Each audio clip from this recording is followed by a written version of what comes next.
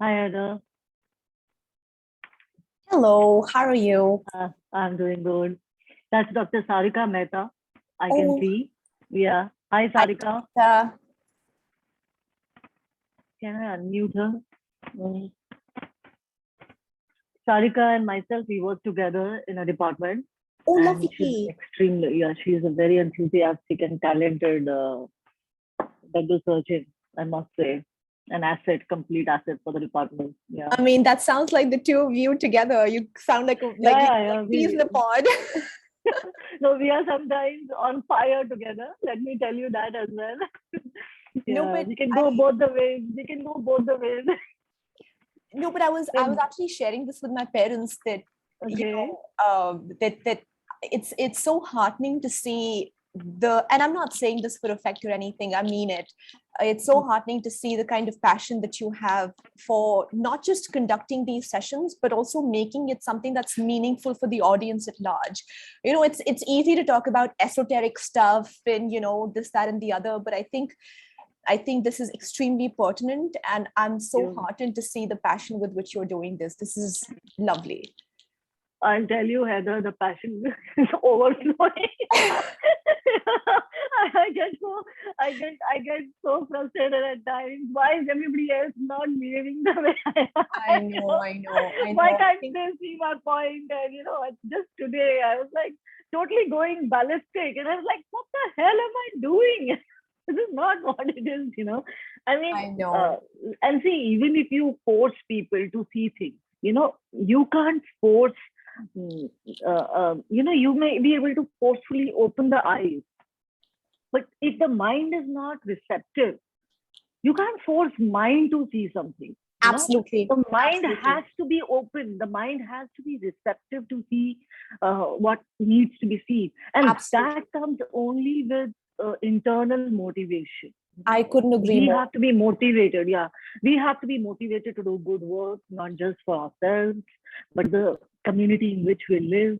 And you know, those are the things, and that's where force has no place.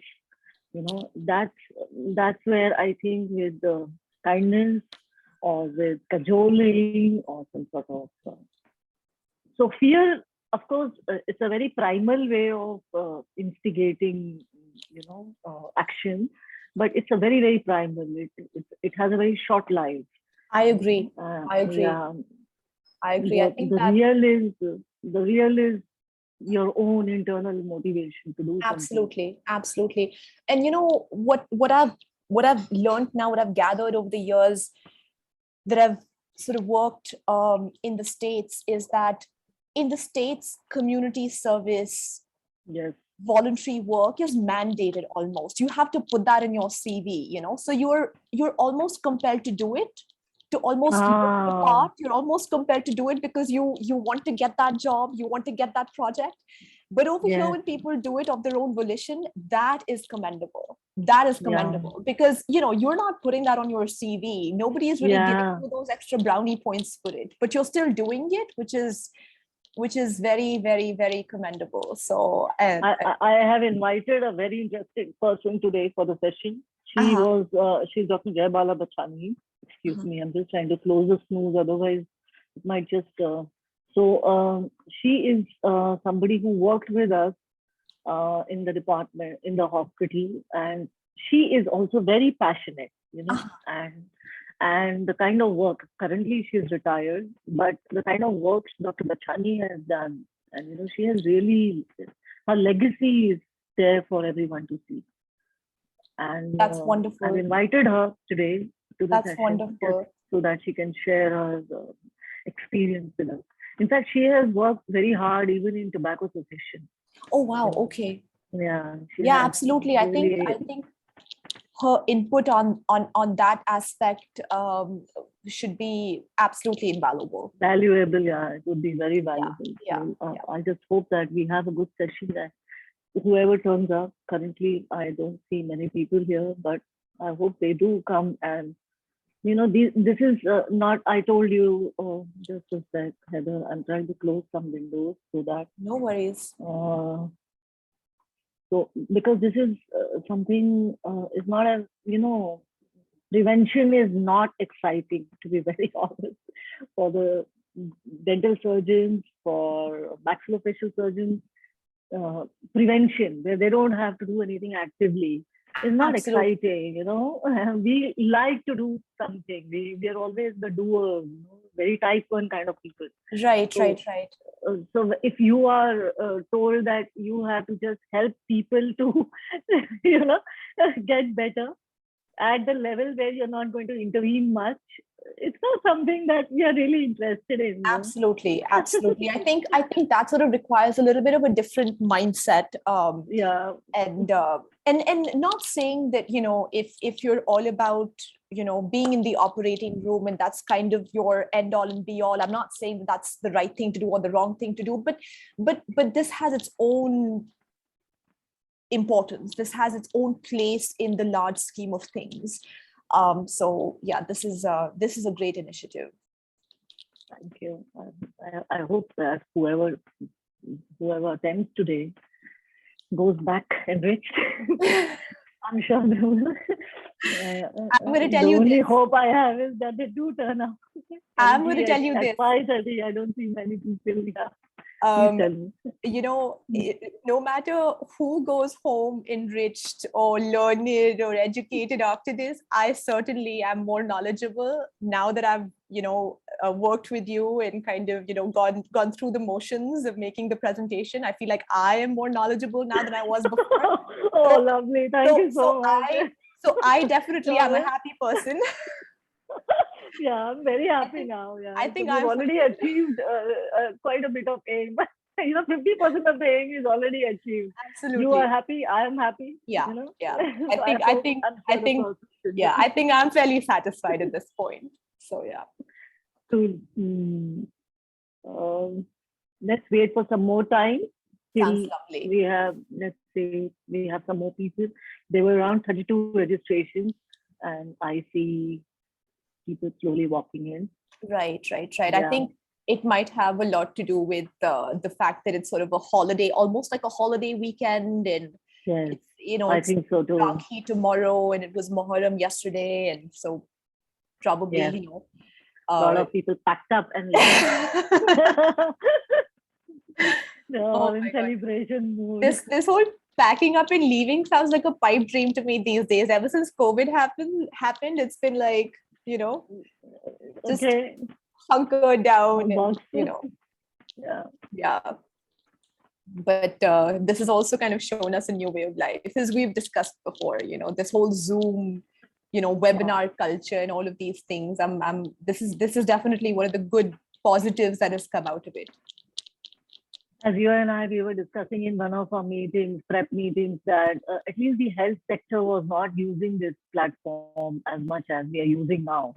Agreed. The information technology, IT people, they were doing these kind of meetings, but not so often. Even they were, spending a lot of time and money on boardroom. Traveling.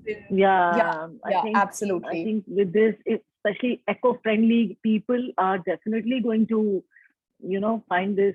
And at the same time, Heather, what's happened is that women, particularly women professionals, have always found it difficult to leave their homes and travel. Right. Absolutely. And that was the reason why they missed out on a lot of networking opportunities. Very true. Because a lot of networking really happens around when you go to the conferences or workshops and all, and you meet people. Absolutely. And men were able to do that much easier because they just pack their bags. Now I have to go, so I'm going. I have to go there or I have to. But women were always sticking to their base and handling the situation, and so they missed out on a lot of this. And I through agree. internet now, we have realized that we don't have to. Absolutely. I agree with you. I agree with you. In fact, it's interesting you mentioned this. My mom's in the healthcare field as well. She does more family medicine now, but she's a trained OB-GYN. Every day, literally every day, she is listening to some or the other webinar. And I'm like, oh, what are you listening to today? Oh, some sort of management, some management of this, some management of that, Wow. There's a new drug in the market. So definitely I've seen her, do a lot of these webinar sessions, and she's always tuned into something or the other. So, I couldn't agree with you more. And it shows very highly about your mom, because at that age also she's interested in learning, and she wants to know more and she wants to do better. Whatever she's doing, she wants to do better. It's unbelievable. Yeah. Sometimes when I watch, when I binge watch Netflix, I feel guilty because I look at my mom studying, looking at her books, listening to a webinar. Oh, wow. What am I doing? So yeah. I don't tell her this enough, but definitely, she is a great example to be around. Can put you to shame anytime. Yes. I think you should have put her picture as well in your mentor. She's the first mentor. She is. In fact, our mothers are our first mentors. Absolutely. For women, we are always emulating our mothers. Absolutely. I still remember when I was much younger, and we don't really have a robust system of daycares so much in India as it is abroad. And I remember she would sometimes, when she would have issues with keeping me at home or leaving me back home with nobody around to take care of me, she would actually take me to the hospital. So I would be, like sequestered in one room, and then she would come and check on me and make sure I was doing okay. So that was something that I kind of grew up doing, and I think it was seeing her at very close quarters that kind of motivated me to become a part of this. To not bring your gender or your maternity or all these things in between your work. These are just excuses. I think in modern age, women, nothing can stop them. Nothing should stop them. And if it is stopping them, then I think they have to somewhere introspect, because somewhere society and technology is so supportive now. If you have some motivation, and you should be able to push your boundaries and come out. Yeah. Couldn't agree more. I myself, I'm living as a divorced single mother, and it's not easy in India, because still it is not something that many people like to. But yet, when you accept yourself the way you are, you just, things happen, and then you find your space, and you can't really be, and as people see you, watch you, and see your intent, they start seeing you and accepting you. So I think give them a time, but nothing. That's what I'm saying. Nothing is something that everything is in our own mind somewhere. Absolutely. And if you really have a strong motivation, you will find like-minded people. You will find people who will support you, and things will happen. Just have some patience. I think that's another factor. Patience is a big problem. It's a big problem. Oh Lord. We all face that problem. I think we will start in 5 minutes with whatever we have. Should we do that? Yeah, I think we could. And then, people might just Dr. Bala has come. So I would like to say hello to Sarika, Fatima, Nidhi, Nida, and Dr. Bala ma'am. Thank you so much for coming today evening. And in spite of the long holiday weekend, you are here with us. Thank you for that. I'm Dr. Taranjeet Kaur. For those who know me, that's fine. But the ones who don't, I'm a faculty in the Department of Oral and Maxillofacial Surgery, Government Dental College, Jamnagar, which is in Gujarat. And today I have a friend with me, Dr. Hether. And Dr. Hether is a young oral and maxillofacial residency trainee from University of Maryland, right? Hether, would you like to introduce yourself? That would be lovely to hear you talk about yourself first. Sure, absolutely, absolutely. So I am Hether Kosa. My name is a little bit of a challenge because it's spelled Hether. People often ask me if it's Heather, if it's Hether. It's confusing, but it is Hether. And I grew up in New Delhi, following which I went to Jammu in Jammu and Kashmir, which is up north, to pursue my dental training. I pursued my dental training from Indira Gandhi Government Dental College, which at the time was a very, very new fledgling dental school. I graduated from my dental training in about 2011. Following that, I moved to the States. I did a few odd jobs in oral maxillofacial surgery. They were more akin to they were sort of an Indian version of, or an American version of the Indian house job. So I did a year in Miami, I did another year in Los Angeles, and then I finally matched to a postdoctoral training program in Maryland. I was there for 4 years, graduated in 2019. And then, currently I'm a full-time attending faculty at University of Cincinnati. I work with Dr. Deepak Krishnan, who you probably have heard last time. He is an amazingly affable and very, very effective mentor, guide, friend. And Deepak is the reason why you're here today. That's precisely the point I was trying to make. So it is through him and through Dr. Kaur's generosity that I'm here today. And I have this lovely opportunity of speaking to all of you and, learning along with all of you. I'm very happy, and hopefully we can make this a good session for all of us. Yes, I hope so too. I'm sure I will be really. Yeah, let's. So I'll just give a background story why we have to have a session on oral premalignant disorders.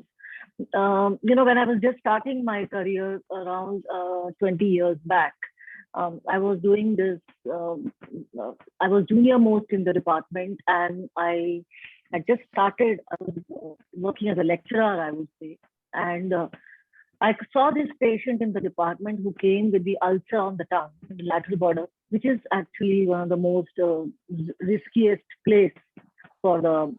We know that, they will know as we see or hear you. And then I saw this patient because my training was from a very good school, from a dental school. My post-graduation from a very good school. So I had a very good experience of how the pre-malignant conditions look. And when I saw the ulcer, I said, oh my God, this is going into malignancy. We have to do the biopsy ASAP. But because I was in the junior rung, my suggestion was totally shoved away.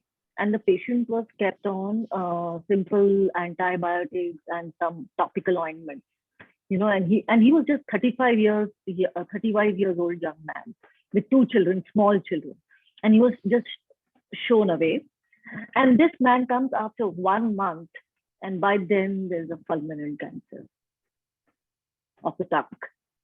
And then they decide to do a biopsy, and then they decide to take him once the report comes, how the process is, which is like delayed. And then the patient is taken to the OR, and they had no facilities whatsoever because it was a very rural center. They had no facility to handle a malignant lesion, but they still take him into the OR. They operate on him, and then they finish his lifespan within 3 months.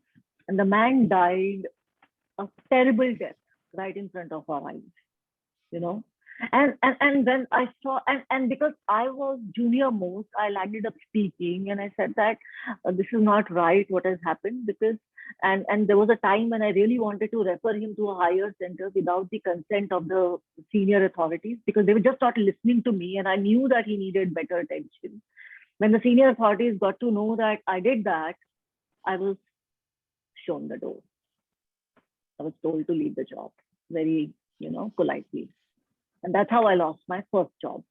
And of course, I never regretted, because I was more than happy to get rid of such a godforsaken place where, there was no respect for human life.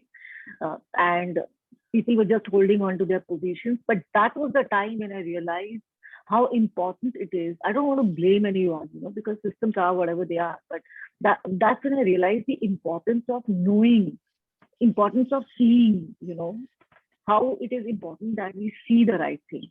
And India is a global epicenter of cancer.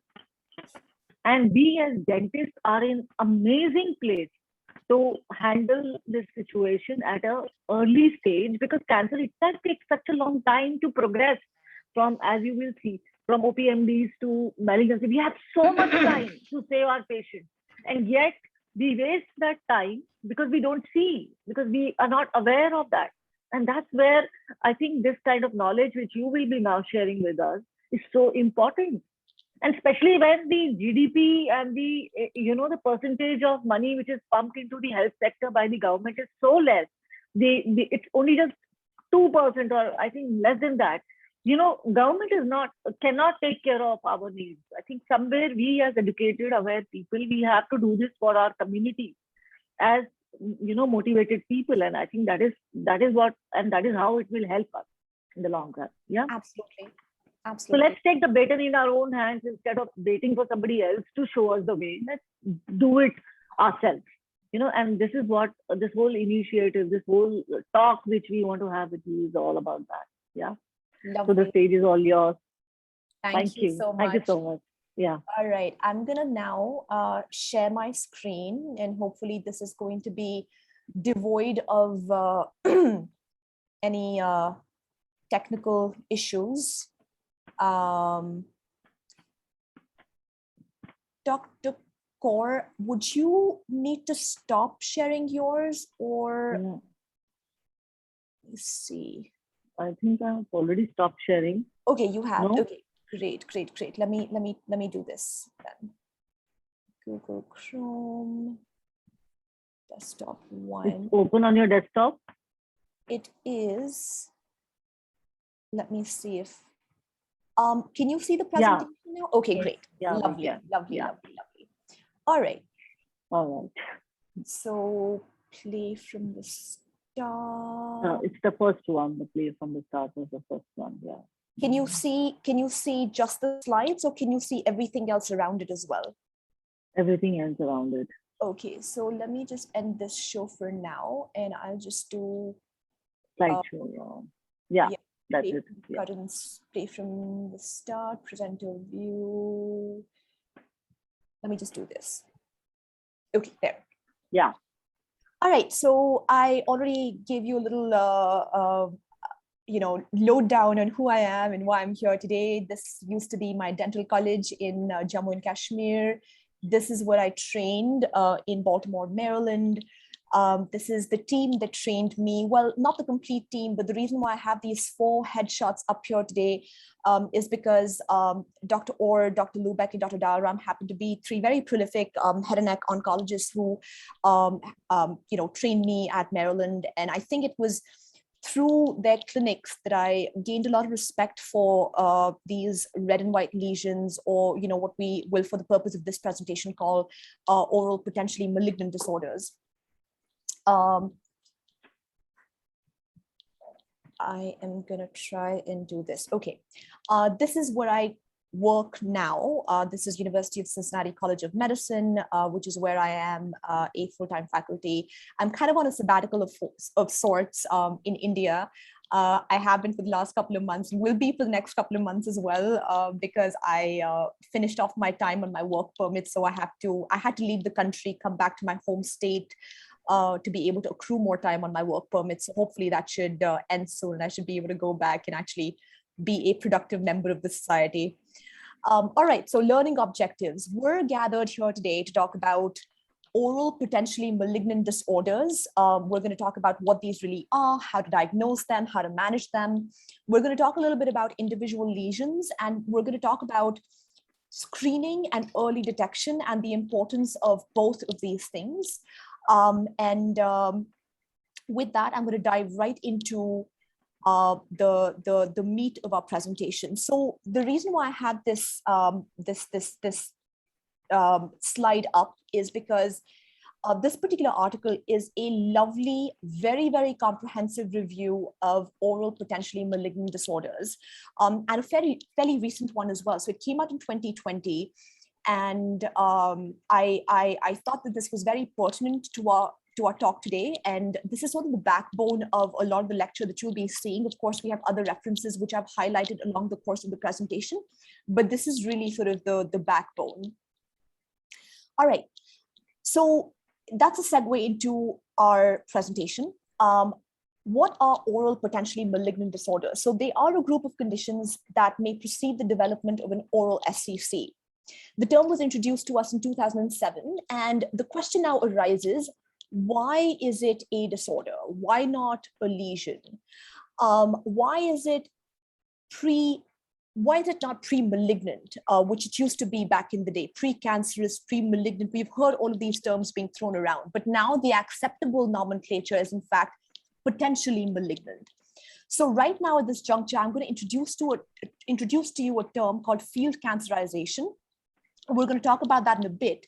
But the reason why we don't call these lesions anymore is because hypothetical situation, if there was a person who was to come to you with a 5 millimeter by 5 millimeter lesion on their buccal mucosa, and you were to excise this lesion, and the lesion was to turn out to be a dysplastic lesion. Forget about severe dysplasia or mild dysplasia or moderate dysplasia, but it turned out to be a dysplastic lesion.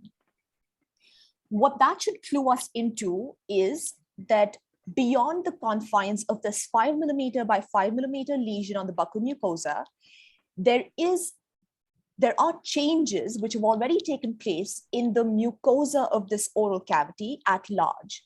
So if you were to pick a site elsewhere, which is separate from this lesion that you've already excised, and if you were to look at this mucosa under a microscope, chances are that you would already see some sort of dysplastic changes or some changes which would clue you into this mucosa having undergone some kind of a change, which makes this mucosa more predisposed, more likely to develop a dysplastic lesion, followed by perhaps a malignancy. So if you were to call it a lesion, you're basically not giving it the kind of respect that you should, because it almost makes it seem as though if you take the lesion out, you're done with the problem. Really not, because if you have a lesion which is dysplastic, it means you have to follow this patient now for a while, so that at any juncture of time, if they were to spring up another lesion, you should be able to catch them young and nip that problem in the bud. And the reason why it's potentially malignant and not pre-malignant is because pre-malignant makes it sound as though this lesion is absolutely bound to transform into a cancer in the future, which is not the case. There is a possibility that the lesion may never turn into a cancer. In fact, there's a possibility that the dysplasia might completely go away. So oral potentially malignant disorders, as of now, is the acceptable nomenclature. Also, what is interesting is presence of an OPMD increases an individual's risk of developing an oral cancer when you compare it with an individual who does not have an OPMD, who has a normal, healthy mucosa, and that risk is as high as 100%. A little bit about epidemiology. So global prevalence of these OPMDs is as high as 5%, which according to me is a big cohort. So if you have 100 patients, about 5 of those are going to have this problem, which I think is a staggering number if you look at the entire world population at large. It's higher in Asians and in males. And risk factors, I think we all know these, are tobacco, smoked and smokeless both, excessive alcohol consumption, chewing betel quid along with areca nut, HPV, although we still, jury is still out on whether HPV is in fact a risk factor for oral squamous cell carcinomas. Definitely it is for oropharyngeal ones, but not so much for OSCC at the moment. I want to highlight one point, and we're going to come back to that in the future. I mentioned to you that these are more prevalent in males. Now, just one fact. The cohort of male patients in the world that has OPMDs is a much larger number. It's a bigger cohort. the cohort of the cohort of female patients with OPMDs is much smaller. But if there was a patient who was coming to you, a female with an OPMD, your radar should go up, because in females, as we're going to look at in the future during the course of this presentation, in females, the rates of malignant transformation for OPMDs is much higher in comparison to males. So something for us to keep in mind, especially when we're working in our clinics, don't take a female patient with an OPMD lightly. All right, so this is a litany of OPMDs. We're not going to go through all of these. We're going to pick and choose some of the more common ones in the future. And with that, let's talk about the most important slide of this presentation. So why are we gathered here today? What is the importance of studying these OPMDs? So I'm going to tell you a little story. So we're in the year 2021, we're the 21st century. We've made tremendous strides when it comes to medical technology, be it surgical advances, be it advances in the field of chemotherapy, radiation therapy, biologics, immune therapy, you name it and we have it. But where are we right now with our cancer survival rates, especially oral cancer survival rates? Not more than 50 to 55% on an average. And I'm not only talking about a country like India, I'm talking about world over. World over, if you look at this demographic, we're not doing that great when it comes to treating oral cancers. The one and the only one thing that you can do to improve outcomes in case of oral cancers is catching them young, catching them as early as possible. The gospel here, the statement to take home is the single most important thing that you can do to improve outcomes is stage de-escalation at the time of initial presentation. Meaning, if you detect an oral cancer at stage 1, your 5-year survival rate is as high as 80% or more. You detect it at stage 4, your survival rate now is about 20%, which is very, very dismal. So that is the reason why we're talking about OPMDs, because these OPMDs are actually red herrings, which you will see in patients' mouths, which will clue you into their potential for developing malignancies in the future. And if you can keep these patients on a close follow-up basis, if you can look at their mouth every 6 months or every year, or whatever you think is a good protocol, you can save lives. Field cancerization, as I said, is a very, very important concept in the field of oral cancer. And I think this is also seen in the field of bladder cancers from what I remember, but this concept was presented by Slaughter back in 1953. And I'm just going to read this out.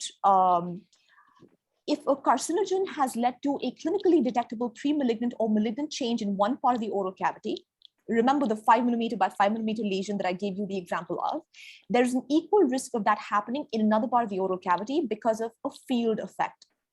What does this explain to us? It explains a few different things in the paradigm of oral cancer. 1, the multiplicity of primary lesions. 2, the fact that we have fairly high recurrence rates for both malignant and pre-malignant lesions. And 3, if we have worked in a unit that treats or deals with a lot of oral cancers, we would know that seasoned head and neck surgeons who have a lot of experience will follow their patients not for 5 years or 7 years or 10 years. They'll follow their patients for 25 years. And this is the reason why, because they appreciate that there is field cancerization. So even if we've treated this patient for a tongue primary 10 years back, there is a possibility that another one could pop up on the tongue, on the cheek, on the palate, on the gingiva, on the floor of mouth. You're never quite out of the woods, basically. Detection and diagnosis of OPMDs. So, of course, gold standard happens to be taking a tissue sample, looking at that sample of tissue under a microscope. So a biopsy is most important, but then we are also aided by a few adjuncts, and we're going to read about those in a bit. We're going to talk about photodynamic detection first. And there are two terms that I want to just briefly talk about. One is autofluorescence and one is chemiluminescence. So autofluorescence is if I were to look at the oral mucosa under, say, a blue light. If I have a torch which emits blue light and I'm looking at the oral mucosa, the normal mucosa is going to look a certain way to me, and abnormal mucosa is going to look a bit different. So let's look at this slide. So you see on the left-hand side of your screen, you have this dorsum of tongue lesion right at the midline, and you're shining a light, a blue light. You can't really appreciate the blueness of that light in this picture, but you're shining a blue light into the oral cavity. And what you're looking at, the feedback that you're getting is, you see this very nicely illuminated tongue, but you see a black patch right in the middle. Now that black patch is abnormal tissue. And mark how I said abnormal. The reason why I said abnormal is because we don't really know based off of this test if this is abnormal because it's inflamed. Is it abnormal because it's a reactive change? Or if it's abnormal because it's a dysplastic lesion, or in fact a malignancy. What I'm trying to say is that this is great at ruling in all abnormalities. So it's got a high sensitivity, but a very poor specificity. It's not going to tell you if it's dysplastic or if it's cancerous. It's just going to tell you it's abnormal. So back to chemiluminescence. So what is chemiluminescence? Chemiluminescence is basically another adjunctive aid where if you carry out a chemical reaction in a wand and you assess the oral cavity under the light that's produced as a result of that chemical reaction, you should be able to see, again, abnormal mucosa a little differently as opposed to your normal mucosa. Similar problems with this technique as well: high sensitivity, not so high specificity, but they're good adjuncts to be able to tell you where to get a biopsy sample for. So if I were to tell you use this particular adjunctive aid, I would say use it to figure out where you should be able to get a good representative specimen for a biopsy. Next up, we're going to talk about vital staining. So vital staining is any staining that you can do on living tissue, and we can do this with toluidine blue and Lugol's iodine in this case. Toluidine blue is a dye which has a very high affinity for anionic groups. If you were to stain the oral mucosa with it, the areas which are highly dysplastic or malignant will show up blue in color, sort of like this. And this again is a good adjunct for you to be able to guide your excision, guide your biopsy. But much like the previous adjunctive aid, while this will differentiate between dysplasia and malignancy from all other forms of abnormality, it's still not going to point you in the direction of the malignancy. It'll just tell you that the lesion's dysplastic or malignant. It's not going to give you any more specific details than that. Next up, Lugol's iodine is another modality similar to toluidine blue. We all know that iodine has an affinity for glycogen stores, and we know that in cells which are highly, which have a high metabolic rate, like your dysplastic and your cancerous cells, your glycogen stores would be depleted. And hence the Lugol's iodine is not going to stain those cells or that area of the tissue very much. So it's going to be a hypo-stained area or a pale appearing area, while the rest of the mucosa, which is normal, will appear this nice golden brown. Again, this helps you differentiate between dysplastic areas and non-dysplastic areas. So again, it's a good adjunct for you to pick out your biopsy sites. But McMahon, in his article, actually brought to light this very interesting fact. So he used Lugol's iodine while he was excising lesions in order to determine clean surgical margins. What he found was that with Lugol's iodine control, he was able to bring down his rates of CIS at the margin from a pretty high 32% to a pretty low 4%. So something for us to consider in our clinical practice. If we are going in for a wide local excision of, say, severe dysplasia, perhaps using Lugol's iodine at the time would be a good idea. Broth cytology is another adjunctive aid. It's of course a non-invasive technique. Our goal is to sample as thick of a specimen as possible, because you want to ideally look at the entire thickness of your epithelium.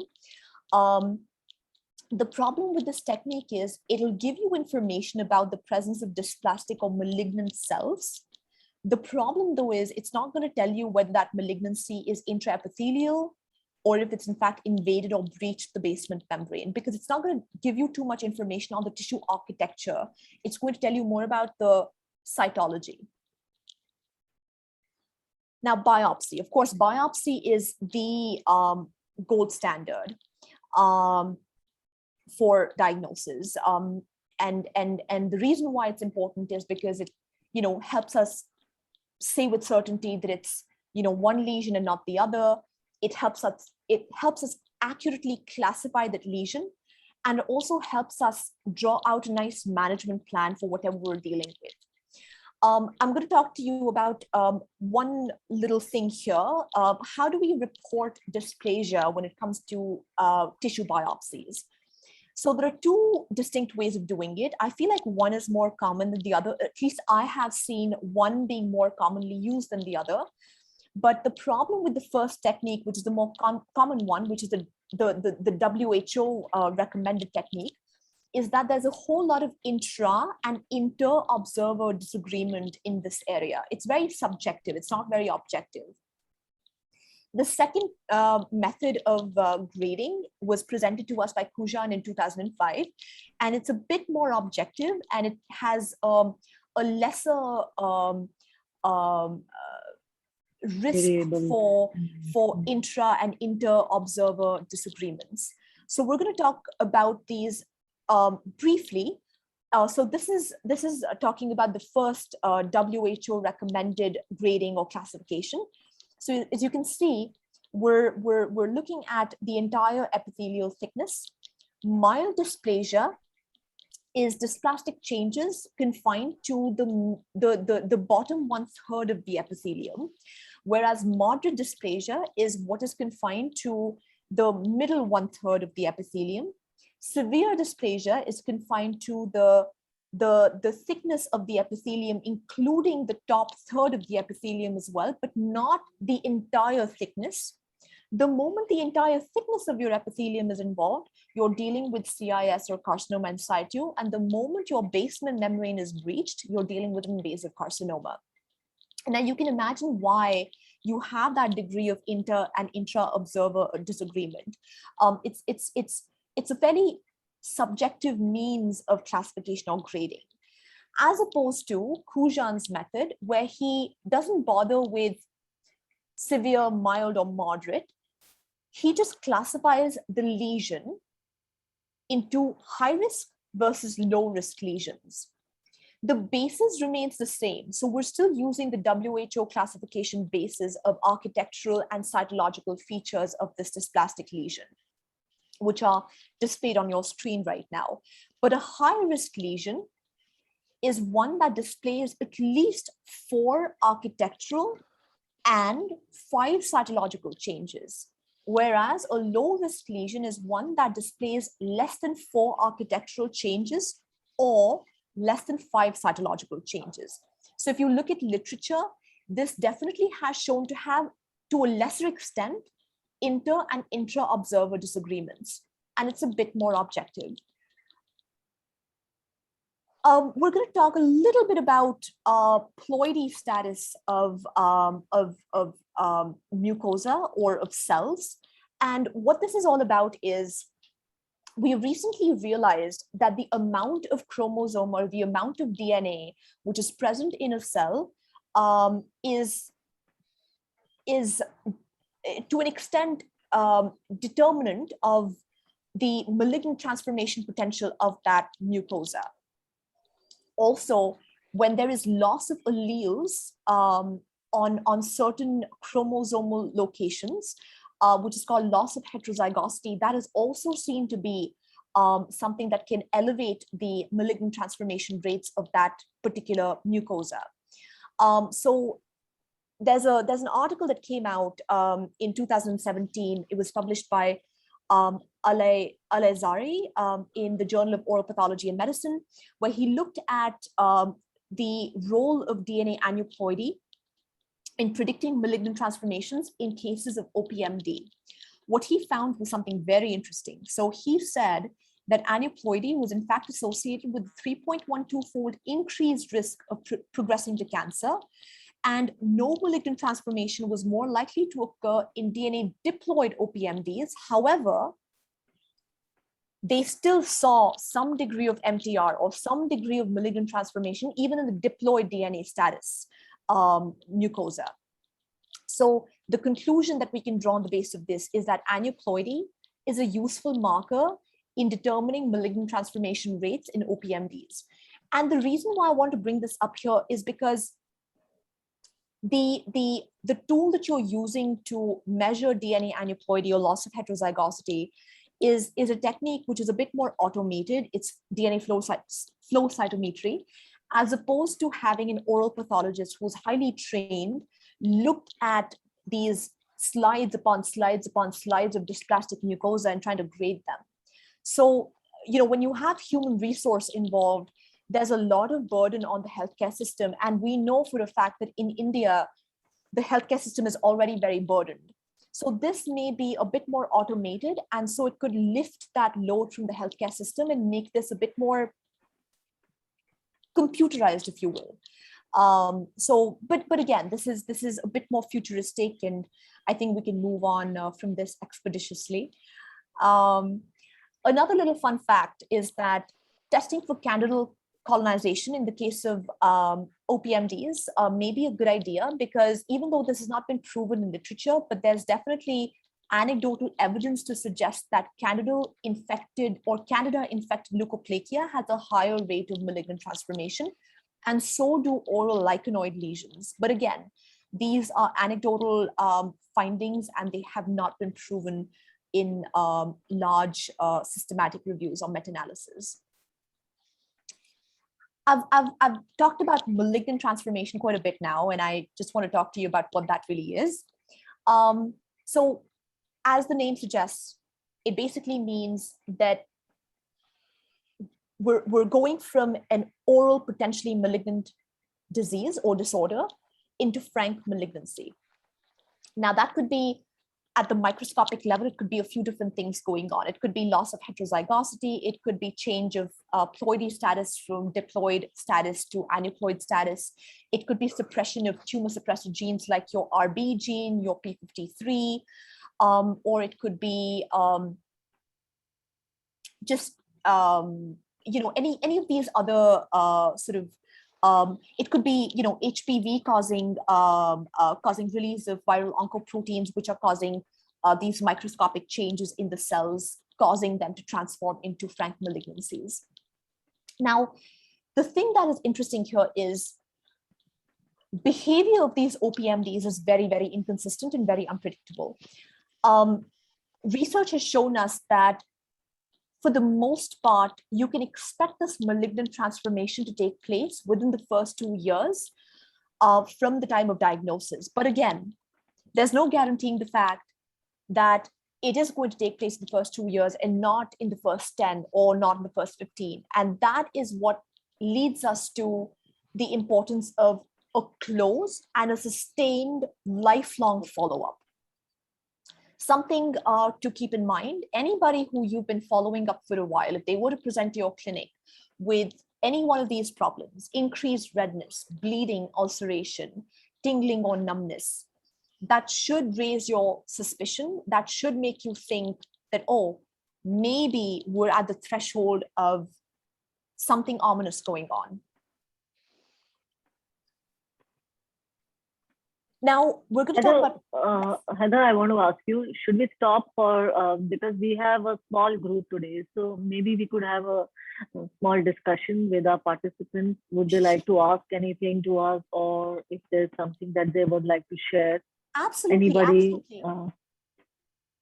Absolutely, yeah. I'm totally all right with that. It would be amazing if we could have an open discussion. I think that would be very fruitful. Anybody would like to say something?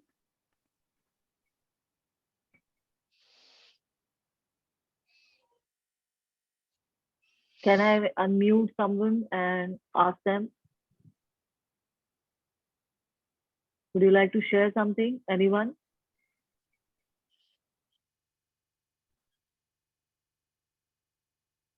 Any questions? Hello. Otherwise, hello.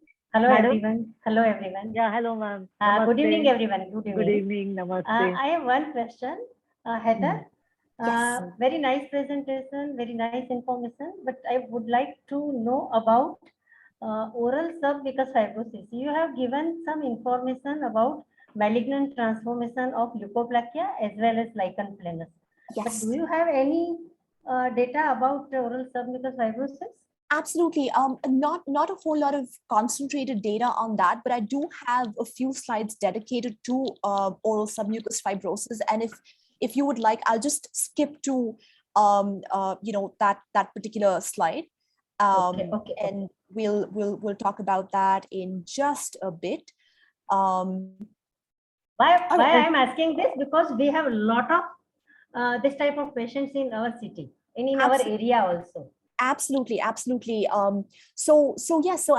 Oral submucous fibrosis is definitely something which is a lot more endemic to perhaps India, the Southeast Asian belt. Yes. And it's not so much seen in other parts of the world, but I know for a fact that we have a lot of this disease entity that we see in the Indian subcontinent. Yes. So a lot of things have been implicated in causation of OSMF. Yes. It could be, nutritional deficiencies. It could be autoimmunity or formation of autoantibodies. It could be use of areca nut, which is, I think, the big one here in the Indian subcontinent. Clinical signs are pretty, they vary quite a bit, and I think it also changes from the nascent stages of OSMF to the later stages of OSMF. So I think the initial presentation is ulcers and vesicles in the mouth. There's dry mouth. There's decreased range of motion of the tongue. There's I think trismus is a big one that patients come to us with. There's a decreased elasticity of the buccal mucosa, the lips. The otherwise pliable labile mucosa becomes very tough. The mucosa appears blanched or white. And of course, there's palpable fibrotic bands which also appear in the mucosa. The malignant transformation rates are fairly high. They've been reported to be as high as 30%. And much like the etiology being quite varied, the treatment algorithm is also quite varied. I think what I've gathered after having read a few different articles on this is that there's no consensus amongst treating clinicians on one particular treatment algorithm. I think there's a lot that's floating around there, but you can correct me if I'm wrong. But I think we're pretty much grasping at straws here, because I don't think a lot of us have been able to arrive at a consensus or arrive at a treatment algorithm which is widely accepted. But of course, treatment or cessation of the etiology, so betel nut use is important. Supplementation of micronutrients is important. Some people use enzymatic degradation to treat those, the collagen buildup. Anti-inflammatory medicines or immunomodulators have been used to treat the inflammation. Pentoxifylline has been used to improve the vascularity of the affected bed of tissue. Antioxidant therapy has been used as well. And of course, not to mention surgery in those very, very refractory cases where you have terrible trismus, and patients would probably, benefit from having scar band excision. I remember there was one patient who was also Indian. He was I think in his late 60s, early 70s, who I had the opportunity of seeing in my residency training. He had trismus where he was not able to open his mouth beyond, say, 2 or 3 millimeters, which is really nothing. And he did have a squamous cell carcinoma, which had come up in an area of his buccal mucosa, but he had underlying OSMF. And that becomes, can I say something here, yes, Hether?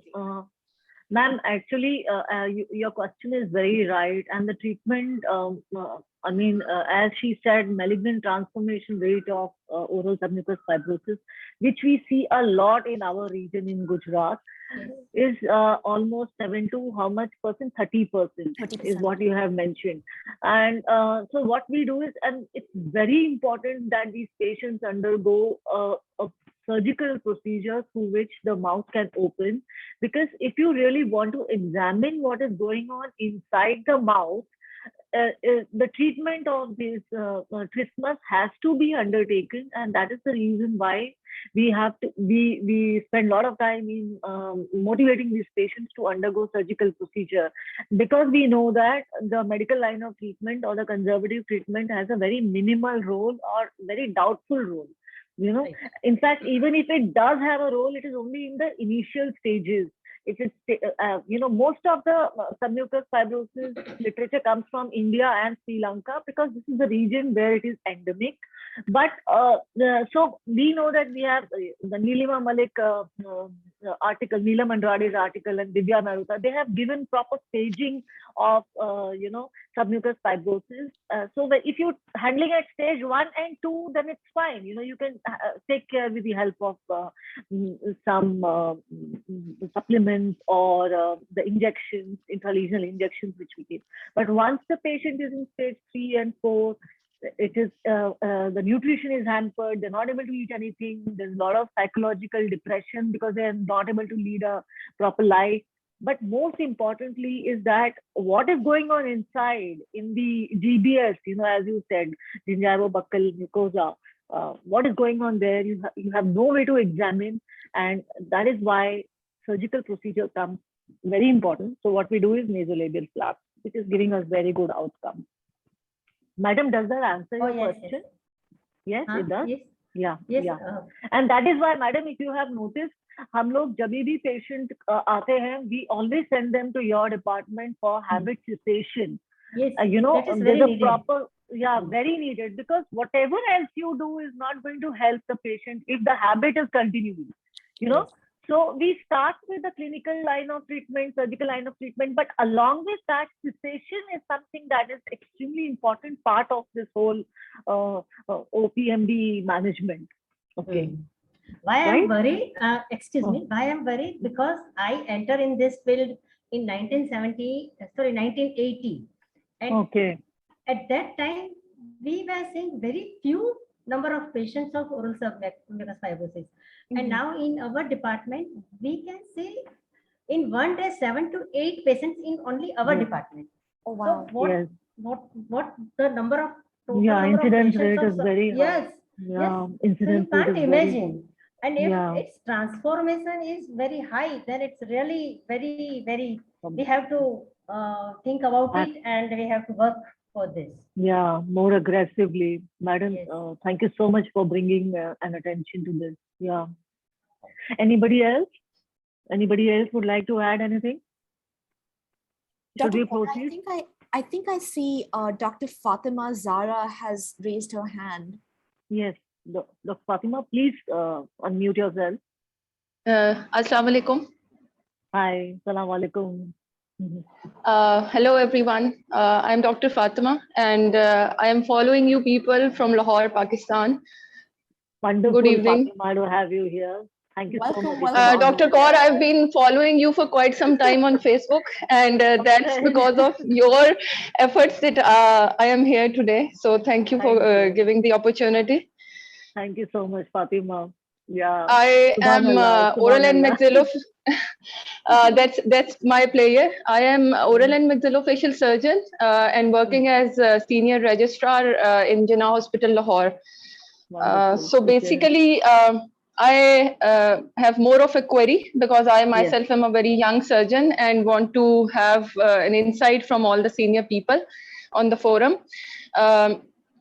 Just regarding oral submucous fibrosis, that as we have a staged disease and the management is also according to the stage of the disease, and we go with the conservative management for the initial stages.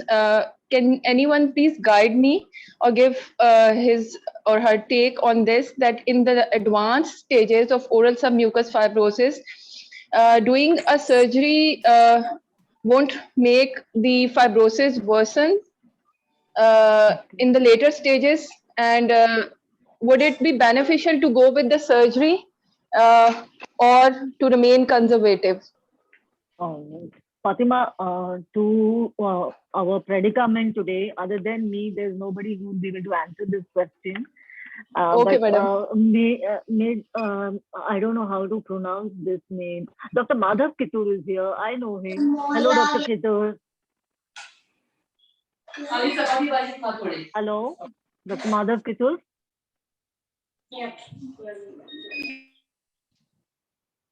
Okay, so Fatih, Dr. Madhav, can you hear me? Yes. Yeah. Sorry, I only just logged in. All right, no problem. So I'll just answer Fatima's question. Fatima, so we, as I said, we have seen a lot of oral submucous fibrosis here in Gujarat, and Gujarat is, because of this masala, which is like a mixture of lot of horrible components. It smells bad, it looks worse, and they put it in the quid is put, and the submucous fibrosis we have seen in patients as young as 8 years or sometimes 7 years, young boys with submucous fibrosis. So that's the level of intensity of population exposure of submucous fibrosis we are seeing here. But having said that, if you are seeing it in initial stages, conservative line works. But when we consider surgical treatment, let me tell you, Fatima, the surgical line of treatment, if you are considering only intraoral procedure, which is just fibrotomy, it has terrible results. In fact, doing only fibrotomy with coronoidectomy, you'll have to do fibrotomy, you'll have to do bilateral coronoidectomy. This is something, it gives you momentary opening of the mouth, but after that, the scar formation is so severe that patient goes back into the same place and maybe worse within 2 to 3 months. So fibrotomy and coronoidectomy is a big no. But one treatment which is really giving us very good outcomes, and our patients are very, but then unfortunately, very few patients agree for that treatment, is nasolabial flaps, So these local and regional flaps, whether it's nasolabial flap or submental flap, I'm not doing submental flap right now, but I know for sure through my colleagues that they are doing it and they have very good outcomes. Okay, and these are the colleagues which are cancer surgeons. And so these local or regional flaps, pedicle flaps or axial flaps, these are the ones which are giving a very good outcome. And but one thing that you have to remember is concomitant physiotherapy. Patient has to be motivated right before the procedure, that they have to work hard in first 6 months to maintain the mouth opening which is being given to them after surgery. So they have to continue to do mouth opening exercises with the help of ice stick or those mouth opening screws. And if they do that, and keep calling them for regular recalls, keep motivating them, and they do wonderfully well. My outcomes with nasolabial flaps are fantastic. I don't have my slides here because it's supposed to be Heather's presentation, but I can tell you through my experience. But the problem is that because of the 2 scars on the face, patients don't agree for this treatment. But if you can give them a pro-con list, pros and cons list, and make them understand, motivate them, they agree. And then you're good to go. Thank you very much, Dr. Kaur. And can you please give a quick view of the intralesional therapy as a conservative management? What is the latest protocol in that? The latest there's nothing, Fatima. It's like the same hyaluronidase and placentrex and triamcinolone acetonide. Hyaluronidase, but I don't personally like placentrex because I've had my own couple of patients who have had hypersensitive reaction as soon as the injection was given in the cheek, and this is like almost near to anaphylaxis reaction. So I wouldn't want to touch placentrex for sure.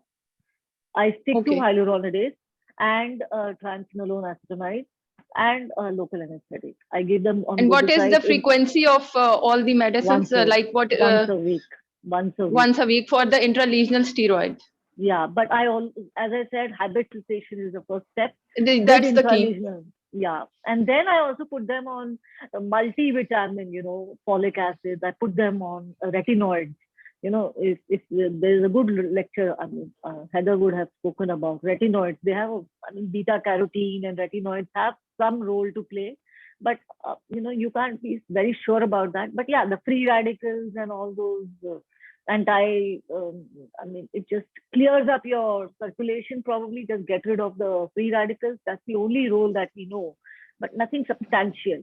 Yeah, the most important thing is physiotherapy. Even cessation of the habit. Physiotherapy, yeah, cessation of the habit. Even with intralesional physiotherapy is something that you have to emphasize at each time when they come, and maintain that. That is how it works. Thank you so much. I'm grateful. Thank you so much. Yeah. Anybody else? Or should we proceed? Hether, ready? Yep. I will go back to this slide. If we have any more questions, please let us know in the chat box as well. Okay. Or else we'll proceed because we have some more important slides to cover. Yeah. All right. So we talked about, I think this was where we were. Talking about management. So we talked about diagnosis already, and we're now going to talk about risk assessment. So remember how I mentioned to you earlier that, this particular slide is the most important thing of this presentation. If you can take this home, great. I think risk assessment and risk stratification is the second most important thing that we can learn from this today. Now, what are we assessing the risk for? So we have a patient who has an OPMD. We are trying to establish how risky is this patient when it comes to their chance of developing a malignancy from that OPMD. So we're going to refer to Spade's article that came out in OOO in 2017, where he very nicely laid out a few different things which are strong indicators for malignant transformation or the possibility of a malignant transformation.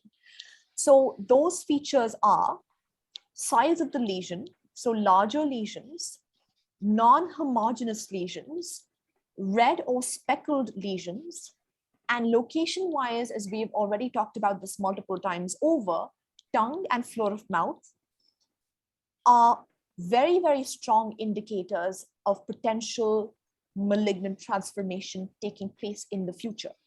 Also, as far as histological features of the lesion go, severe dysplasia, or based on the Kujan criteria, a high-risk lesion is again a strong indicator for potential malignant transformation in the future. Now, this is also a slide that I took from Spade's paper, and I have this kind of spread across the length and the breadth of this slide. I really want you to pay close heed to it. So this is a nice color-coded algorithm for you to be able to establish what the patient's risk factors are and how likely is the patient to develop a malignancy from the OPMD. So consider a lesion on the tongue. And we're going to do this in two parts, part A and part B. So part A is you have a lesion. So ask yourself the following question. Is this a white lesion or is this a red lesion? Is this a leukoplakia or is this an erythroplakia? Right off the bat, erythroplakia, as is given in that red box. So red is a key for high risk features. Amber or orange is key for medium or intermediate risk features, and green is the key for low risk features. So right off the bat, if you're dealing with a red lesion or erythroplakia, we should know that this is a high risk lesion right off the bat without even batting an eyelid. If it is a white lesion and a homogeneous white lesion, it is a low risk lesion to begin with. If it is a white lesion, but it is non-homogeneous in its appearance, it could be verrucous, it could be speckled, that makes it a high-risk lesion. Of that high-risk branch, again, we branch out further into the lesion being verrucous in nature versus it being speckled in nature. If it's a verrucous lesion, then we perhaps are dealing with an entity called proliferative verrucous leukoplakia, which we will learn in the future is a very, very aggressive lesion, a very aggressive form of leukoplakia, which has malignant transformation rates as high as 100% if you leave them long enough in the patient's mouth. Now, ask yourself a different question. Ask yourself questions based on the patient. Is the patient male or female? Is the patient a smoker or a non-smoker? What's the patient's age? And where is this lesion located? That's going to give us a lot of good information too. So if this patient's a male with an OPMD, that's a fairly low risk lesion. Although the number of patients like that are many in the world, that cohort is massive. But that said, the percentage of these males who have OPMDs who will eventually have a cancer in the future, it's a small number compared to the cohort of females who have OPMDs. That's a dangerous cohort because even though it's a smaller cohort, the percentage of females with OPMDs who will develop cancer in the future, it's fairly high. Non-smokers, this is pretty counterintuitive. Non-smokers with OPMDs are also high-risk lesions. And of course, tongue and floor of mouth are also high-risk areas, demonstrating a higher than usual MTR or rate of malignant transformation. Now club that all into histological features. Let's look at what histology may have to add to our bank of knowledge. So we get a biopsy, and that biopsy will tell us one of three things, or one of two things, based on what grading system we choose to look at. So if we're following the WHO grading system, we can either have a mildly dysplastic lesion, a moderately dysplastic lesion, or a severely dysplastic lesion. Or if we're looking at the Kujan criteria, we could have a low-risk lesion or a high-risk lesion. So now after all of that risk stratification that we've just done, we should now be able to figure out what the management strategy going into the future is. And we're going to come to that in a bit. So now treatment. We have an OPMD, we've looked at risk factors, and now we have an idea as to what we want to do with this particular lesion. If it is a low risk lesion, we're fine to observe it. The only problem with observation is that we don't have a worldwide consensus on a good observation protocol, meaning we still don't know if we should be following these patients on a 6-monthly basis or a yearly basis or once in 2 years. And for how long do we follow these patients? Do we follow them for 5 years or 10 or 20? From my reading, what I could gauge was that as long as we're able to stick to one protocol and follow that throughout our patient cohort, we should be good and we should be able to catch most of these patients transforming from OPMDs to malignancies. The second modality of treatment or school of thought is using chemoprevention, which is a little bit novel and again, not proven in literature. There's a lot of data out there about green tea extracts and raspberry extracts and flavonoids and carotenoids and topical agents like bleomycin. But if you look at the Cochrane review, which I will quote in the next slide, which is this slide over here, it really does not give you any concrete evidence to suggest that chemo prevention is actually effective. And the thought behind chemo prevention is that these compounds, be it naturally occurring compounds or synthetically fabricated ones, should be in a position to either halt the process of malignant transformation or completely prevent it. But again, as I said, not very dependable. Of course, surgical treatment has been the mainstay of our treatment paradigm for these patients, and surgical treatment involves either putting the scalpel to the lesion, which is what is demonstrated in the first picture, which is on the left-hand side of your slide. And laser ablation or CO2 laser ablation is another modality of surgical therapy that we've used to treat these patients.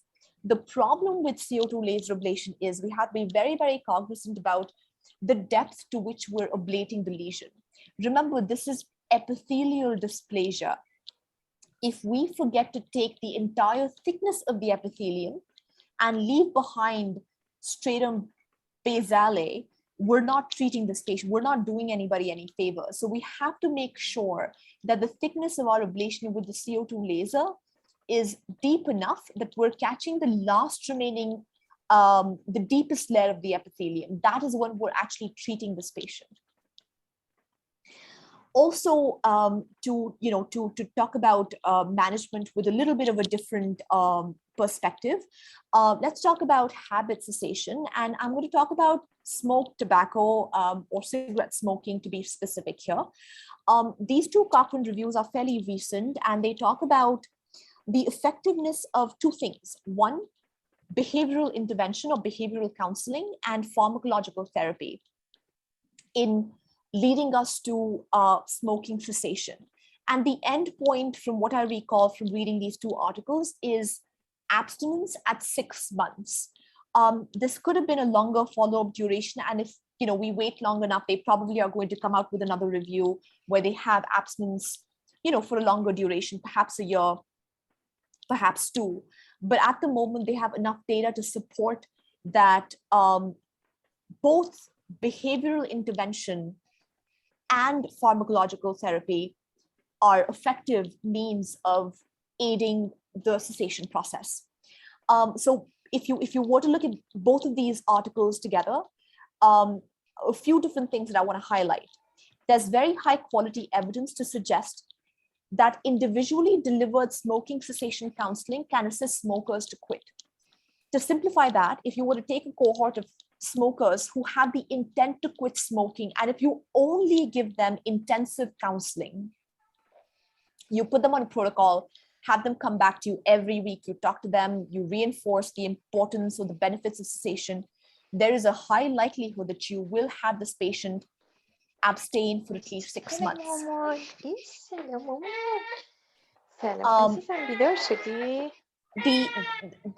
There's moderate evidence to suggest that can I please request can you please how do I Dr. Mead, can I request you to mute yourself? Dr. Meeda, can I please request you to mute yourself? Oh, I don't know. I can't mute it myself.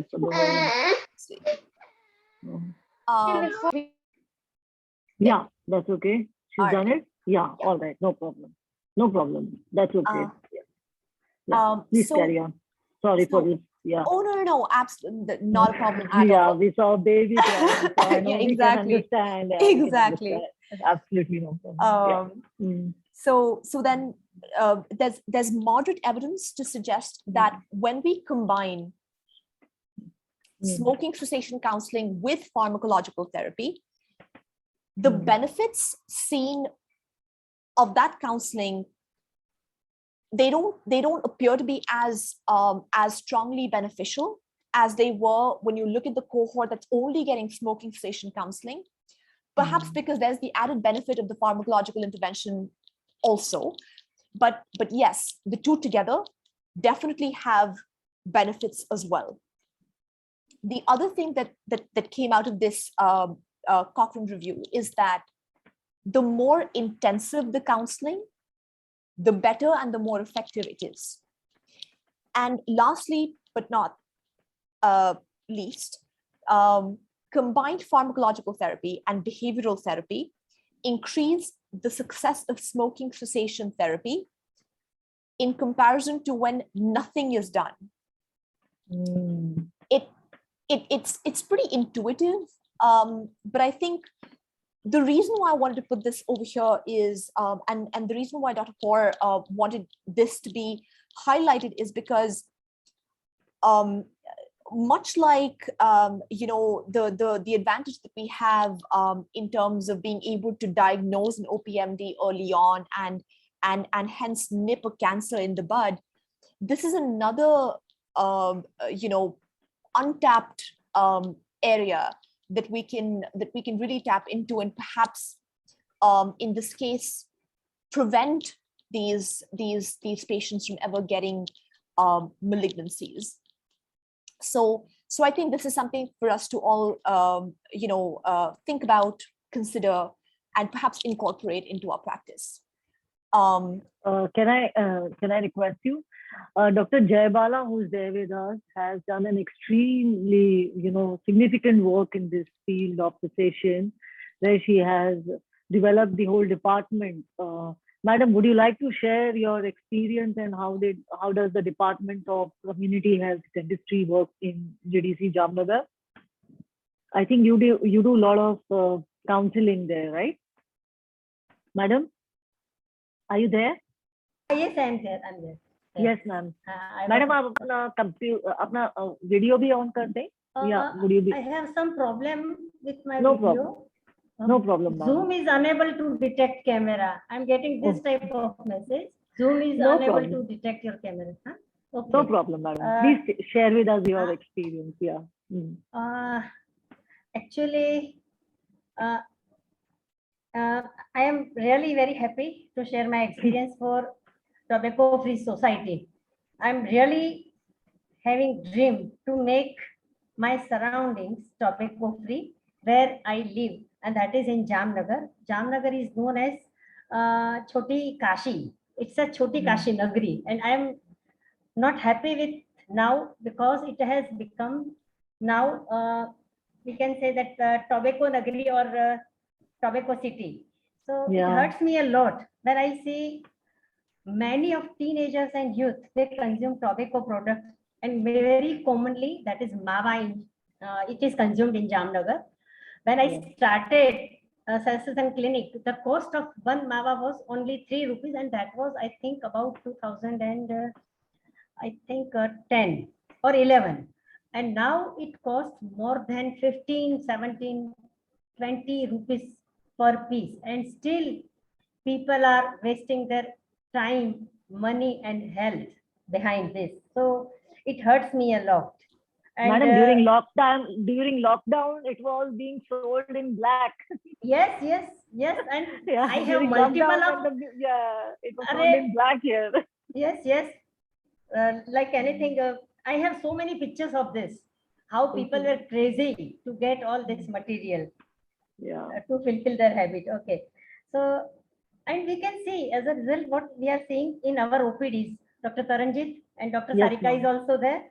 Day by day, increasing number of patients, particularly this oral pre-malignant or oral pre-malignant disorders, OPMDs. Yes, okay. And when I start or when I give any type of this type of work, I keep 3 things in my mind, that those who are having the habit, I want to make him free from this habit.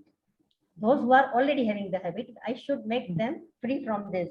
And those who are already quitted this habit, they shouldn't start this habit. And the third thing, those who are having do not have this habit, they shouldn't start. And For this, I work more, and particularly for young children. Yeah. And for this innocent children, they shouldn't start. I frequently go to schools also and explain them. And through them, we can do one thing or two things at a time. We can explain them and educate them about tobacco, and so that they can help their parents to quit, and they can force their parents to quit. So we have double advantage. In our department, when I was working in public health dentistry department in our college, we were working at 3 levels. That was one individual level. Yes. Hello. Hello. Am I audible? You are to me. Yeah, madam is suddenly not audible, right? I can't hear her. Yeah. Either I think we will since hello, can you hear me? Yep. Let's wait for I'll get her later. We will proceed with this so that we can. We know that individual level is the best one, but yeah. Okay, ma'am. Ma'am, your connection is poor. I am audible now. Yeah. I was disconnected. Sorry, I was disconnected. Yeah. So what we do when patient individual comes level, we heard you at individual level. Yeah. At individual level, what we do when patient comes to our department, first we see whether he is interested or not interested to quit. If and we know that 5A and 5R method. When he is interested, we use 5A method, and with that method, first we teach all about tobacco and what are the bad effects of tobacco through PowerPoint presentation, and then we can create some good rapport with the patient, and after that we fill up the form details. We take all the history in details, and that form we use for follow-up at least for 12 months. And then we check the oral cavity of examination of the oral cavity. That is very important because many of the patients, they have this malignant lesion, but they don't know about this. And when you explain them showing in face mirror, we literally give them face mirror and teach them how to check it at home if they are not having lesion. But when they are having lesions, then we give them some fear also, and this fear works very good. Most of them live this. I have a lot of experience in this about those who are having pre-malignant lesions, and they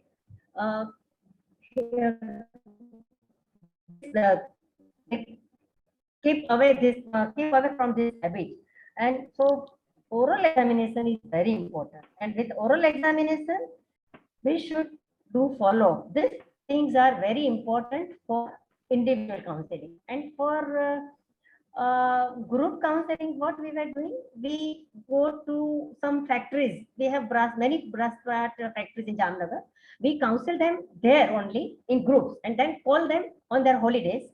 And same procedures were done as we are doing in individual patient, but counseling was done in a group. And as Dr. Hether has also mentioned, madam, that counseling is very important. It seems to be playing an extremely important role in habit cessation. As the madam said, this counseling is really in depth, intensive counseling. We do intensive counseling, and you don't have to be trained as a counselor to do that. I think everybody who is present here can have the motivation to counsel with the help of. My suggestion is, each and every medical and dental person should give at least 2 to 3 minutes to find out whether the patient is having habit or not. If not, then it's good. But you train them not to start, or if they have habit, they should leave it. And it definitely works. So then we do it mass level also. We have done a lot of work. You also know this, like different public health programs, exhibitions, then street play, rally, flash mobs, then mass screening, and we have every year celebration on 31st May. Lot of different type of programs we had, but these are we are just sowing seeds in people's mind. Minds, It working or not working, we cannot say. Because we all have to are try sowing our the best, seed. madam. So that is, we can do at mass level. Okay. So in this way, we were working in the department. But now what my feelings are that at least, as I have already mentioned, that each medical and dental person should invest 3 minutes. I don't say this is spending 3 minutes. You are investing 3 minutes for your country. And this is a big service to our nation. And humanity in large. That is the duty for each and every person. And those persons who are working in this field, paramedical staff or health workers, they should also be trained, because in the village level, grassroots level, we can change these habits through them only. Because we cannot reach at each and every place. Each one teach one. Each one teach one. Yes, that's very important. So this is very, very important. And third thing is number of the cessation centers should be increased. Many people, patients, addicted persons who want to quit the habit, but they don't get the place. They don't know from where to get the help. So that's problem we see in our country a lot. We don't see that. So anyways, those are the things we may not be able to help. But at our individual level, we improve our own knowledge and skill and continue talking. And spreading the good word. At present, I am a retired person. But in lockdown also, I declared in some groups that I am available on phone calls. With one phone call, I'll explain, I'll do counseling, and I'll help you. But people are not interested. What I have seen. That's so okay. This is the situation in our country. But I am all. Anybody can give me some knowledge about this hypnosis, because I have started that course also.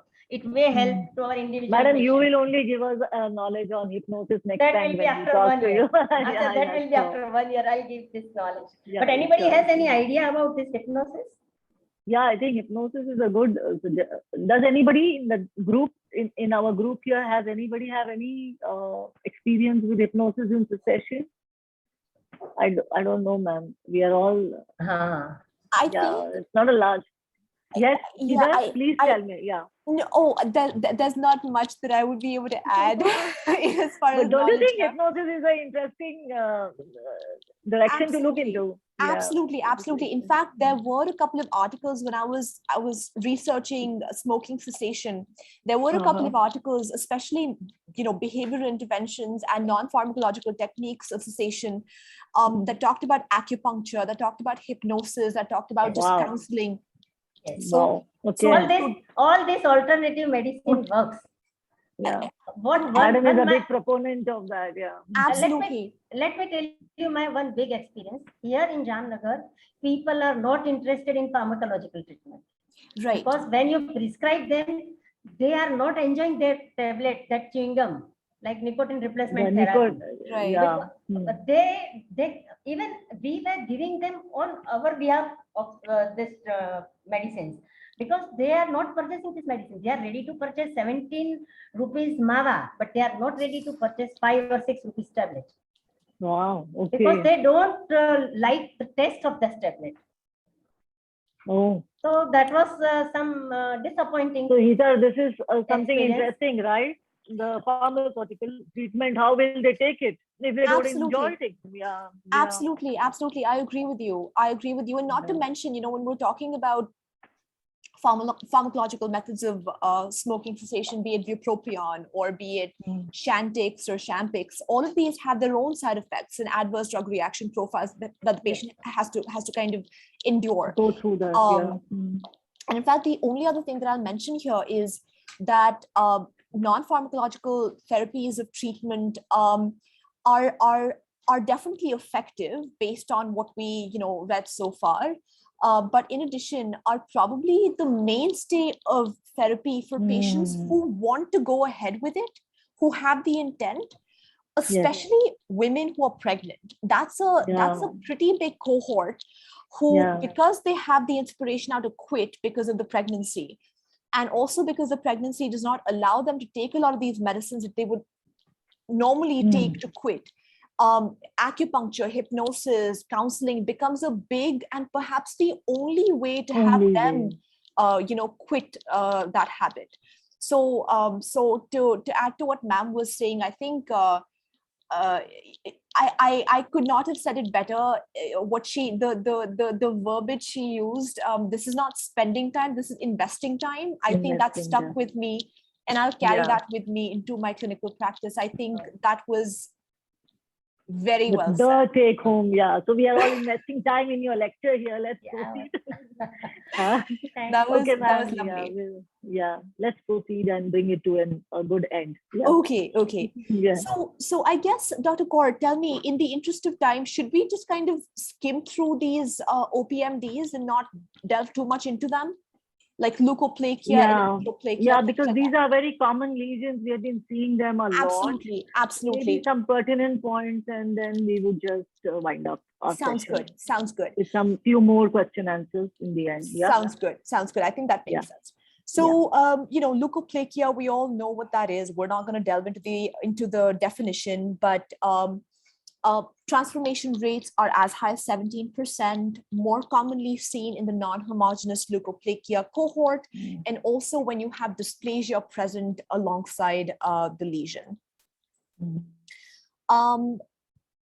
Therapy, we would have to tailor that depending on what kind of leukoplakia this is, whether it's homogeneous or non-homogeneous, and also if there's presence of dysplasia or not. And we kind of already went through how to treat those two entities. A little fun fact here. So there's a systematic review of 33 studies, which was published by Vigara, where he looked at CO2 laser ablation as the mainstay of surgical treatment. What they found was that the recurrence rate was as high as 40.7%, as opposed to Holmstrup's paper, which is not a systematic review, but he looked at about 94 patients who received scalpel excision or excisional or wide local excision, which was not laser assisted. And he followed these patients with 7.5 years. His recurrence rates were also high, but not as high as 40.7%, which was what Vigara found in his systematic review. Now, I kind of tried to think about why that might be the case. And I would like to bring up the same point that I made earlier. When you're using laser ablation, I've used it myself a couple of times. It's very hard to gauge your depth because, in theory, yes, you should have a more bleeding bed when you hit muscle, when you're subepithelial. But remember, laser also cauterizes alongside. So, when you're using your laser pen, you won't get bleeding there. Exactly. Yeah. So I think that perhaps explains why with the laser ablation, your recurrence rates are a bit higher. But again, that's also anecdotal. PVL, we all know PVL. It's a very, very aggressive form of leukoplakia. It's got very high malignant transformation rates. Some people say if you leave it long enough, it's going to transform. It's also very highly recurrent, and it's also found in multiple different places in the mouth. Females are more so affected, and the time of onset is around 60 years of age on an average. The attached mucosa is what's afflicted for the most part, and the key here is to keep these patients on a close follow-up basis and to excise whatever comes up. And usually these patients will undergo multiple excisions up until they completely lose that attached mucosa, and they have, by the end of it, they basically have alveolectomies. And those are a few representative lesions. Erythroplakia is the ominous OPMD. The malignant transformation rate is as high as 50%. In fact, Reddy published this study, which had some staggering information. So, in his study, homogeneous oral erythroplakia was sampled, of which 51% showed evidence of invasive carcinoma and 40% of CIS. That's already 91% of his cohort. The remaining 9% showed mild to moderate dysplasia. So from this, we can tell that these are very, very dangerous lesions to have, and these patients absolutely require a very close follow-up protocol. We kind of already brushed over oral submucous fibrosis. I'm going to skip these 2 slides. We're going to come up on oral lichen planus. Also, we know, these are systemic mucocutaneous diseases. We can all club these under the big broad heading of autoimmune conditions. Again, strong predilection, strong female predilection. Usually these lesions present bilaterally and they're bilaterally symmetrical, which is what should clue you into the presence of OLP. This got an average MTR of about 1%, but heightened in the case of patients who are smokers, alcohol users, Hep C patients, and of course, patients with atrophic or erosive lichen planus. And those, of course, with dysplasia on their biopsy. We know how to treat these, topical steroids, and sometimes second-line treatments would involve tacrolimus, cyclosporin, and retinoids, so immune modulators. Oral epithelial dysplasia, we've been talking about this now for a while. The one take-home message from this slide is not all dysplasia will turn into cancer, not all cancer will arise from a dysplasia. There are a fair number of de novo cancers as well that will come up in the oral cavity. Your MTR could be as high as 36%, depending on the site of the lesion and the grade of the dysplasia. We've already kind of brushed over this slide before, and this again, treatment, which we've already talked about. A little tribute to HPV, although we're talking about oral cancers right now, and this is more pertinent to the field of oropharyngeal cancers. But definitely HPV-16 and HPV-18 have been seen to be associated with oropharyngeal cancers. Their viral oncoproteins E6 and E7 are very, very essential for this malignant transformation to take place. How they work is they suppress tumor suppressor activity, making it more plausible for a cancer to develop in the mucosa. Usually immune competent adults should be able to clear out these viruses from the oral mucosa in about 2 years, but when the infection persists is when there is possibility for MTR to take place in the light of these viral oncoproteins. And of course, there is now recommendation for taking HPV vaccines fairly early on, in our lives, given our changing sexual practices. And this is an algorithm to kind of finish things off. So we have an OPMD. To be more precise, an oral epithelial dysplasia. We can classify that into mild, moderate, and severe. Depending on which one it is, we should either observe or excise with margins. And depending on whether it's moderate or severe, we can excise with a 2 millimeter margin or a 5 millimeter margin. And, of course, not to mention follow-up is key. And very, very quickly, there's a paper which Dr. Kaur very kindly sent me. This has been written by Zachary Peacock and Anthony Pogrel, and they're talking about exploring why there is such a lot of delay in getting these people definitive treatment, be it radiotherapy and chemotherapy, or be it surgery. Why is there such a lag in our system? Why is it taking patients months on end from the time they diagnose themselves with having a problem to the time that they're getting definitive treatment? And what they found out was that the longest delay was from the time of symptom onset to the initial visit to a healthcare hospital, and this or a healthcare professional. And this could be, we're talking about different barriers to care in our two different societies. The American barriers to care are different. The Indian barriers to care are different. In America, of course, insurance status, the the fact whether you have insurance or not have insurance is a big problem, big challenge that a lot of people face. In India, of course, it is perhaps inequitable healthcare. I think inequitable, the inequitable healthcare is the biggest challenge in our society. Some people can afford everything, and the others, unfortunately, the ones who can't afford are the ones who land up with these problems. Absolutely. And then they don't come. Yeah, they don't come till there are symptoms. Yeah. Absolutely. And then the other thing that they found was that screening, education, and self-examinations among high-risk groups may improve outcomes. The only thing that was a bit thought-provoking to me was, we're talking about high-risk groups. So we're talking about people who are not necessarily the most vigilant about their health. You were talking about smokers and alcohol drinkers.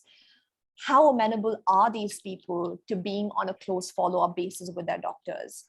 You tell them that, hey, your next appointment is slated for this particular date. Will they remember it? Will they come back to you? Is a big question. So I think we're dealing with a very hard patient population in that sense. And yeah, I think the take home from this is, we cannot overstate the importance of early detection. We cannot overstate the importance of screening, especially in high-risk groups. In case there is a problem, in case there is an OPMD in a patient, I think consider ourselves lucky in a sense that we've been able to pick that up. And it's only a potentially malignant disorder. So keep the patient close, make sure that they're coming back for follow-ups, make them aware of red herrings or red flags, tell them about new onset pain, tell them about new onset ulceration or bleeding, tell them about new onset tingling or numbness. Let them know that, if you experience any of these spectrum of problems, come back, see us early, see us sooner. Don't wait for your appointment, and treat these patients with a high degree of suspicion, high degree of caution. Don't be shy of getting a biopsy. Absolutely. Don't be shy of getting a biopsy. Be available for them, and yeah, I think that would be my summary on all of this. And with that, I'd like to give a shout out to my mentors. I have a few different ones, but Dr. Dunita Dalram and Dr. Dylan happen to be on the slide because Dr. Dalram actually gave a lecture similar to this some time back when I was in training, and Dr. Dylan actually gave a lecture on chemo prevention at the American Association of Oral and Maxillofacial Surgery national meeting, and that kind of piqued my interest in this regard. And it just so happened that we were together at a meeting once in San Antonio, Texas. And this was the gala. And it was funny because the 3 Indian women showed up wearing Indian clothes. Dr. Dalram happened to wear, she was wearing the skirt of her lehenga that she wore to her wedding. Dr. Dylan was, of course, wearing a chudidar kurta, and I was wearing a sari. And so we were like, okay, well, this calls for a picture. So beautiful picture. Lovely. That's the picture. It always makes me smile. And that's me and my family. So you see on the top left hand side, that's me with my mom and my dad. In the center, that's my sister, who's a towering personality. She is a lot taller than I am. And at the bottom on the left hand side is my fiance and I, and the little husky. Wow. So yeah, Lovely. That's us. Thank you so much, Hether. Thank you so much for I having thoroughly me. enjoyed this presentation. I hope everyone else did too. I hope so. I really enjoyed working with you and learning from you in the process. And it's been a thoroughly enriching experience. Thank you for having me. Thank you. Any other last words from anyone else? Would anybody want to say something before we call it a day? Yeah. Thank you, Fatima. Thank you, all the participants who have come. I can get Fatima's name easily because it's easy. Thank you, Jebala ma'am. Thank you, Thank Sarika. you. Yeah, thank you, Both of everyone. you. Yeah. Thank you, Namaste. Thank you so much. Thank Thank you, you so Fatima. much. Assalamualaikum. Yeah. Allah Hafiz. Thank you, Allah Dr. Hafiz. Madhav. Thank you. Yeah, And Allah Fatima, Hafiz. thank you so much for joining us all the way from Pakistan. I will always remember this. This is Yeah. Let's play for me as well. Thank you, Dr. So- Madhav. Thank you so much for coming. Yeah. Allah All Hafiz. right. Allah Hafiz. take care, Yeah. everybody. Have a Yeah. great weekend. Good evening and have a lovely weekend, all of you. Bye bye. Yeah. Bye. Yeah.